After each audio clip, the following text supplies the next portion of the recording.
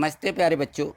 तो देखिए, हम देख रहे थे ये जो हमें ब्रिज कोर्स की किताबें मिली हुई हैं, इन ब्रिज कोर्स की किताबों में देखिए इसमें सभी विषय दिए गए हैं। तो इसमें दी है इस बुक में विज्ञान, गणित, सामाजिक विज्ञान, और दूसरी में हमारे जो भाषाएं हैं हिंदी, अंग्रेजी, संस्कृत, वो उसमें दी गई हैं। तो इनकी हमें तैयारी करना है और इनको भर कर के 31 अक्टूबर तक कंप्लीट करना है, क्योंकि अर्धवार्षिक का पेपर इन्हीं में से पूछा जाना है। इसके बाद जो हमारी वार्षिक परीक्षा की तैयारी होगी वो हमें एट ग्रेड बुक में से करनी है।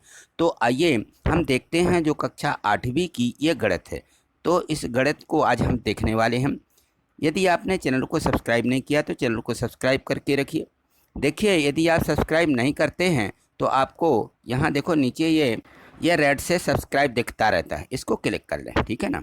और यहाँ ये यदि मान लीजिए आपने कोई वीडियो नहीं देखी है तो ये डिस्क्रिप्शन रहता है, इसमें आप क्लिक करके डिस्क्रिप्शन पे जा करके लिंक पे प्लेलिस्ट पर जा करके लिंक खोलेंगे, प्लेलिस्ट पर जाके आप देख सकते हैं, या इस चैनल को यहाँ से भी आप सर्च कर सकते हैं ये गणित वाली सर के नाम से, ठीक है। चलिए देखिए, तो यहाँ देखें ये दी गई है वर्कशीट 8।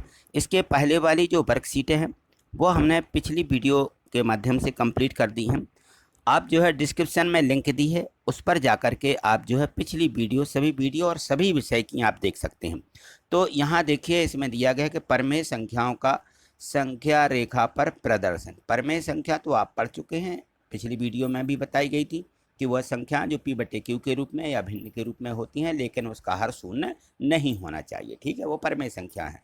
तो ये देखिए 3/4 है, ये 3/4 इस संख्या रेखा पर कहाँ होगा, ये हमें इसमें से सारी चीज़ें इसको समझनी है। अब यहाँ देखो दिया गया कि ऋण 3/5 का संख्या रेखा पर प्रदर्शन किस प्रकार से होगा, यह हमें देखना है। तो एक बात का जरूर ध्यान रखना है कि यदि कोई भी संख्या दी गई हो, यदि उसका अंश छोटा है, हर बड़ा है, अंश छोटा है और हर बड़ा है, तो हमेशा उसको शून्य और 1 के बीच ही रखना है। यदि ऋण की है तो शून्य और ऋण 1 के बीच में हम उसके भाग करेंगे, और यदि धनात्मक है तो शून्य और इस 1 के बीच में उसके भाग किए जाएंगे। बस इस बात का हमें ध्यान रखना है। तो देखिए ये ऋण 3/5 को संख्या रेखा पर हम कहाँ रखेंगे, क्योंकि ऋण रेखा है 3, तो ये देखो इसके 5 भाग किए गए हैं, क्योंकि हर में 5 है, तो यहाँ 1 2 3 4 और ये पूरे 5 हो जाएंगे यहाँ पर। यहाँ देखें, यहाँ 1 आएगा, ठीक है ना, 1, और इसको हम लिख सकते हैं ऋण 1/5 पहला भाग है। इसको लिखेंगे ऋण 2/5, फिर इसको लिख देंगे ऋण 3/5, ये इस प्रकार से होगा। और यहाँ आ जाएगा ऋण 4/5, और ये हो जाएगा 5/5 यानी 1। तो 3/5 पूछा गया है, तो 3/5 कहाँ है, यहाँ पर। ये संख्या यहाँ पर आएगी ऋण 3/5, और इसमें जो है आप गोला लगा दीजिए। चलिए आगे देखिए, तो यहाँ देखिए लिखा है प्रयास कीजिए, और लिखा गया है कि निम्नलिखित परमेय संख्याओं को संख्या रेखा पर निरूपित कीजिए। ये देखिए यहाँ पे संख्या लिखी 3/5, ऋण 5/8, ऋण व धन 2/7। तो जो संख्या ऋण की हैं उसको हम शून्य के बाएं तरफ रखेंगे, और जो संख्या धन की हैं उनको शून्य के दाएं तरफ रखेंगे। तो 3/5 रखना है तो कहाँ रखेंगे, शून्य के दाएं तरफ।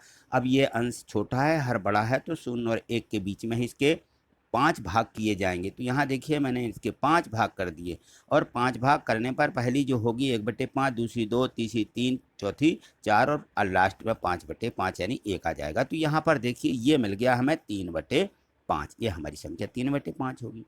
ऋण 5/8, इस शून्य और 1 के बीच के 8 भाग किए, और प्रत्येक भाग के लिए मैंने लिख दिया कि ऋण 1/8, ऋण 2/3/4 लिखा ऋण 5। तो देखिए ये है ऋण 5/8, इसको हमने ये गोला बना करके दिखा देना है, ठीक। आगे देखिए इसमें दिया गया है 2/7, तो ये धनात्मक है, तो शून्य के इसको दाएं तरफ रखेंगे, और इसके 7 भाग किए, और ये 2/7 यहाँ पर इसमें मिल जाएगा। सॉरी, इसमें गलत लिख दिए हैं, तो आगे देखिए हम इसको फिर से दिखा देते हैं। अब देखिए यहाँ पे ये दिया गया है, इसमें संख्याएं दी गई हैं, तो ये हम सभी क्या रखेंगे, धन वाली धन की जो हमारी संख्या वो दाएं तरफ रखेंगे। तो यहाँ देखिए इसको देख रहे थे, तो 0 और 1 जो है ये हमारी धन की संख्या है, तो 0 और 1 के बीच में रखे जाएंगे। और यहाँ इसके 7 भाग करना थे, तो ये 7 भाग किए हैं, और पहले भाग को 1/7, 2/7, 3/4, 5/7 और 6/7 लिखेंगे। और ये देखिए यहाँ पे मिल जाएगा हमें 2/7। ये हमारी संख्या रेखा पर 2/7 यहाँ होगी। ठीक है, तो इस प्रकार से हमें सभी को लिख लेना है। चलिए आगे देखिए। तो यहाँ देखो वर्कशीट जो 9 दी गई है, इसमें है समान हर वाली परिमेय संख्याओं का जोड़ एवं उनका घटाना। तो इन संख्याओं का जोड़ करना है और हमें क्या करना है, इनको घटाना भी है। तो देख, यदि संख्या समान हर वाली होती हैं तो कुछ नहीं, हमें अंश अंश जोड़ना है, और हर समान है तो दोनों हरों में से एक संख्या लिख देना है। तो देखिए इस प्रकार से हम इनको हल करेंगे। तो देखो यहाँ पे लिखा हुआ है 2/4 और धन में 3/4, तो 2 और 3 को जोड़ देना। 2 धन यहाँ पे लिख देंगे 3 और बटे में आ जाएगा 4, जिसका मतलब हो जाएगा 3 और 2 5, 5/4। तो ये संख्या यहाँ पे मिल जाएगी। ठीक है ना, तो इसी प्रकार से तो यहाँ देखो अब इन सभी संख्याओं को हमें क्या करना है, अंश अंश जोड़ना है और हर को ज्यों का त्यों लिख देना है। तो यहाँ देखो 18/30, 17/30, 18 17 को जोड़ दिया तो 35/30 आ जाएगा। यहाँ देखो 45 है, और यहाँ पे धन लिखा हुआ है कितना, 15, सॉरी धन नहीं है, ये शायद ऋण बना हुआ है, दिख नहीं रहा अच्छे से, देखिए ऋण बना लीजिए। तो यहाँ 45 में से क्या करना है, 15 को घटा देना है, तो 30 बचेंगे, 30/100 आ जाएगा। ठीक है, यहाँ देखो 5 और धन लिखा ऋण 11, तो धन और ऋण का हम यहाँ गुणा कर लेंगे तो ऋण आ जाएगा, असमान चिन्ह है।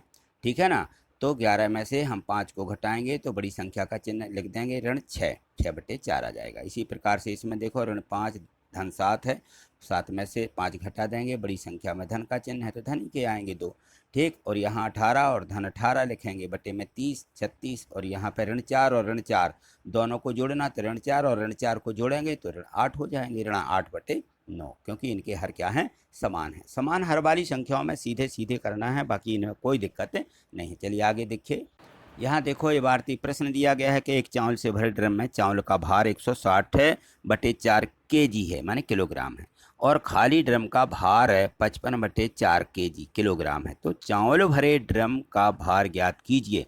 अब देखिए यहाँ पे चावल से भरे ड्रम में चावल अकेले का भार दिया गया था, ये सिर्फ चावल का भार दिया है, और यहाँ पे ये दिया गया है खाली ड्रम का। अब वो पूछ रहे हैं कि भरे ड्रम का भार क्या होगा, चावल भी भरा है और उसमें ड्रम भी है, तो दोनों को क्या करेंगे, जोड़ देंगे कि चावल का भार धन ड्रम का भार, और दोनों को जोड़ दिया तो इनका देखा हमने कि इनके हर समान है, तो 160 और 55 को जोड़ दीजिए, तो इसका मतलब हो जाएगा, दोनों को जोड़ेंगे तो 215/4 kg लिख दीजिए, यानी किलोग्राम। ठीक है, चलिए आगे देखिए। इसका जो अगला प्रश्न दूसरा है, यहाँ पे देखें ये दिया गया है कि एक आयताकार भूमि की लंबाई 17/2 मीटर है और चौड़ाई 13/2 मीटर है। भूमि का परिमाप ज्ञात कीजिए। भूमि कैसी है, आयत के आकार की है, तो आप देखिए इस प्रकार से ये बॉक्स बना सकते हो आयत का, ये चित्र हो जाता है ना, यह आयत होता, सीधा बना लें इसको। तो इसमें दिया है कि लंबाई 17/4, अब ये 17/4 दी गई, चौड़ाई 13 कितनी दी है 2, तो ये भी 13/2 होगी, और ये भी यहाँ पे 17/4 ही होगी। इस प्रकार से ये आ जाती है ना। तो इसका जो सूत्र होता है कि 2 लंबाई हो जाती हैं और 2 चौड़ाई हो जाती हैं, तो आयताकार भूमि का परिमाप का सूत्र हो जाए कि 2 गुणित लंबाई धन चौड़ाई, यानी 2 लंबाई हैं और 2 चौड़ाई हैं, तो दोनों को क्या करेंगे, जोड़ देंगे और 2 का गुणा कर देंगे, तो 13/2 और 17/2 को जोड़ दिया, तो यहाँ हर समान है, 13 17 जोड़ दिए, 13 17 यहाँ पे कितना होगा 30, और इस 2 से इस 2 को काट दिया, 2 एकम 2, 2 एकम 2, तो ये आ जाएगा उत्तर की 30 मीटर उस आयताकार भूमि की क्या होगी, परिमाप होगी। ठीक है, तो यह परिमाप यहाँ पे इस प्रकार से लिख देना है। चलिए आगे देखें, इसके और प्रश्न हैं। अब यहाँ देखें दिया गया है, प्रयास कीजिए और समान हर वाली संख्याओं का घटाना। अभी तक हमने जोड़ सीखा है, अब हमें संख्याओं का घटाना, यानी जो यहाँ चिन्ह दिया रहेगा बीचों बीच में, यह ऋण का चिन्ह लगा रहेगा। ठीक है, तो यहाँ देखिए ऋण का चिन्ह लगा है, पहली संख्या ऋण की है, तो यहाँ जो संख्या ऋण की है यहाँ 3 धन के होते हैं तो दोनों किसके हो जाएंगे, ऋण के। तो ऋण 3 और ऋण 2 को जोड़ देंगे तो ऋण का 5 होगा, ठीक है ना। इसी प्रकार से इनको हमें हल करते जाना। ऋण 1 ऋण 2 आ जाएगा क्योंकि हर समान है तो ये दोनों जुड़ जाएंगी, ऋण 1 और ऋण 2 ऋण 3 होंगे। 9 ऋण 7 सीधा सीधा है, 9 में से 7 घटा दीजिए। यहाँ देखें तो ऋण 3 ऋण 4 हैं तो ऋण 3 और 4 7 होंगे, बटे में 13 समान है तो लिखते जाना है। और यहाँ देखिए अब 2/7 यहाँ ऋण लिखा है, ऋण 5 लिखा है तो ऋण का ऋण में गुणा होगा तो ऋण गुणित ऋण बराबर क्या होता है, यदि हम ऋण का ऋण में गुणा करेंगे तो हो जाता है धन, ठीक है ना। तो ये धन मिल गया हमें यहाँ पे 2 धन 5/7 यानी 7/7। यहाँ देखो यहाँ तो ऋण अलग अलग हैं तो दोनों ऋण के हैं तो दोनों ऋण की जोड़ देंगे, ऋण 7 ऋण 2 ऋण 9 आ जाएगा। यहाँ पर ऋण और यहाँ देखिए बीचों बीच में कोष्टक बना है और ऋण का ऋण में गुणा है तो धन प्राप्त होता है तो धन लिख दीजिए। ऋण 11 में से धन 7 घटाएंगे तो ऋण की संख्या ही प्राप्त होगी, ठीक है। और ऋण 4 को जोड़ेंगे तो ऋण के 8 मिल जाएंगे, ठीक है। चलिए आगे देखें।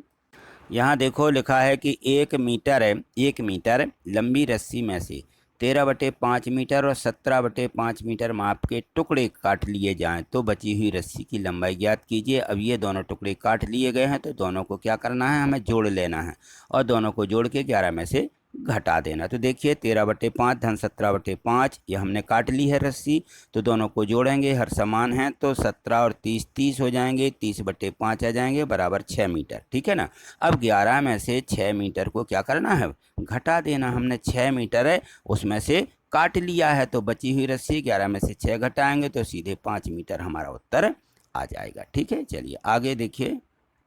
अब यहाँ देखो, यहाँ दिया गया है एक केक में से 1/4 हिस्सा दीपा ने खाया और 1/4 हिस्सा कुसुम ने, ठीक है ना। बताइए कितना केक बचा। आप क्या करेंगे, इन दोनों को पहले जोड़ लेंगे। 1/4 हो जाएगा 2/4, किसे ने दोनों ने खा लिया। अब 1 में से 2/4 को क्या करेंगे, घटा लेंगे, ठीक है। तो 1/4 में से 1 में से ऋण 2/4 घटाइए, क्या मिलेगा। तो यहाँ थोड़ा सा लंबा प्रश्न हो जाता है, इसका हर नहीं होता है तो इसको हम क्या मानते हैं, इसको हम 1 मान लेते हैं। अब इसका हर समान बनाने के लिए इसमें क्या करेंगे, 1 में 4 का अंश और हर में गुणा कर देंगे, ऊपर नीचे तो गुणा कर दिया तो ये मिल गया 4/4। अब देखिए यहाँ हर समान हो गए तो यहाँ लिखेंगे हम 4 ऋण 2/4 आ जाएगा। 4 में से 2 को घटाएंगे तो 2/4 बचा। शेष भाग कितना बचा, 2/4। यानी कोई भी इस प्रकार से वस्तु थी, देखिए ये हमारे पास ये वस्तु है।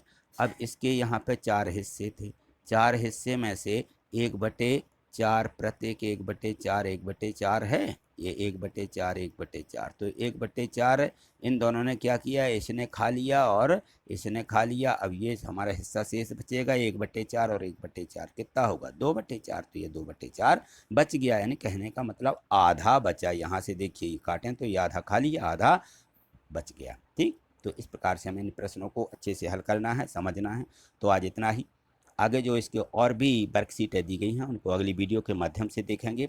यदि आपको वीडियो पसंद आती हैं तो एक लाइक ज़रूर करते जाइए, जिससे कि हम आगे की वीडियो आप तक और भेज सकें और बना सकें। इसीलिए आपको चैनल को सब्सक्राइब करके भी रखना है, ठीक है। थैंक यू, धन्यवाद।